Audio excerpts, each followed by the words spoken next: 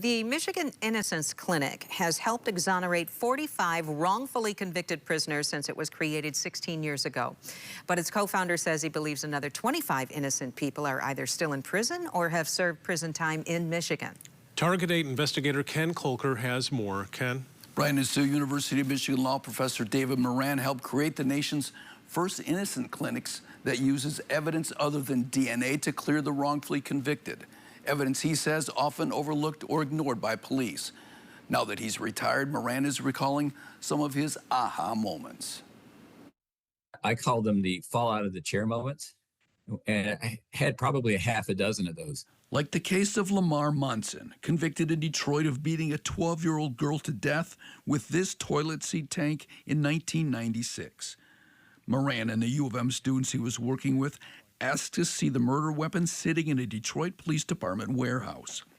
They brought the toilet tank lid off the shelf. They unwrapped it and were staring at it. The two students and I are staring at it, and one of the students kind of nudges me in the ribs and says, "Hey, Dave, isn't that a bloody fingerprint right there?" And it turned out that the toilet tank lid was covered in bloody fingerprints that had never been analyzed. They matched another man earlier identified by a witness as the killer. Munson was exonerated in 2017 after 20 years in prison. Then there's the case of Ray McCann, wrongfully convicted of perjury by police and prosecutors who believed that he had raped and murdered 11-year-old Jodi Perick in Constantine in 2007. And all the while, the real killer was out there, just waiting, biding his time. And sure enough, after Ray was sent to prison for perjury, that man tried to rape and murder another little girl in the next town over. McCann's conviction was based on surveillance video that police said proved he was not where he claimed to be that night.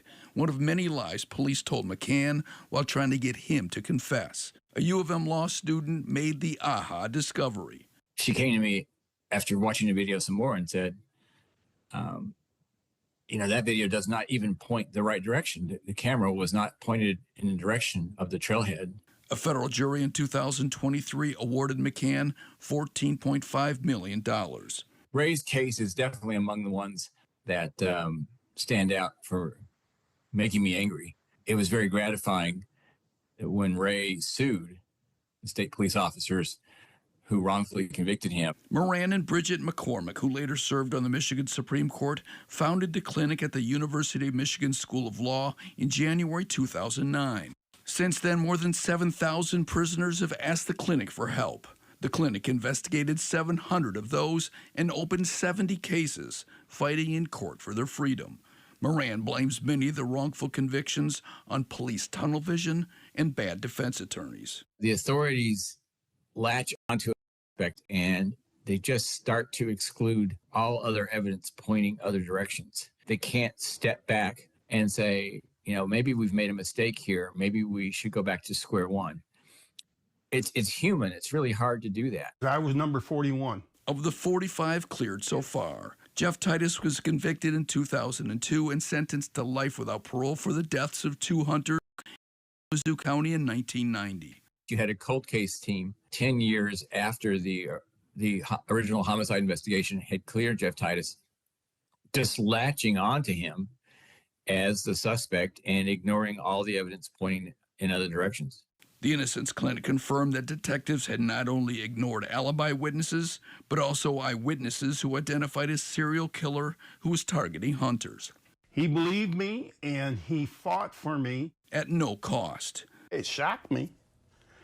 And that there's people out there that do this. Titus, now 72, was set free in 2023 after 21 years in prison, was awarded $1 million from the state, and is suing police for $100 million.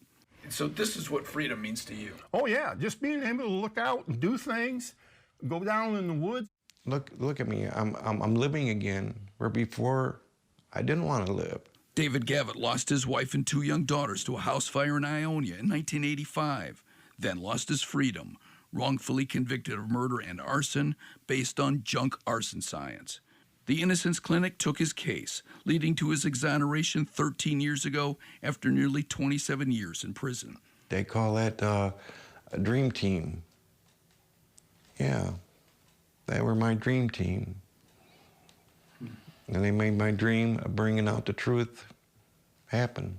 The state awarded Gavin $1.3 million under the Michigan Wrongful Imprisonment Compensation Act. He's remarried, living on a lake in St. Joseph County. I feel I owe them the world, Ken, and they tell me I don't owe them nothing. Who does that? What kind of person does that? Only kind, wonderful people do that. David Moran taught his last law class in December and is on sabbatical writing a book about his work. In the meantime, Innocence Clinic leaders say they continue to push for justice in the 25 unresolved cases they've taken on. I'm Target investigator Ken Kolker.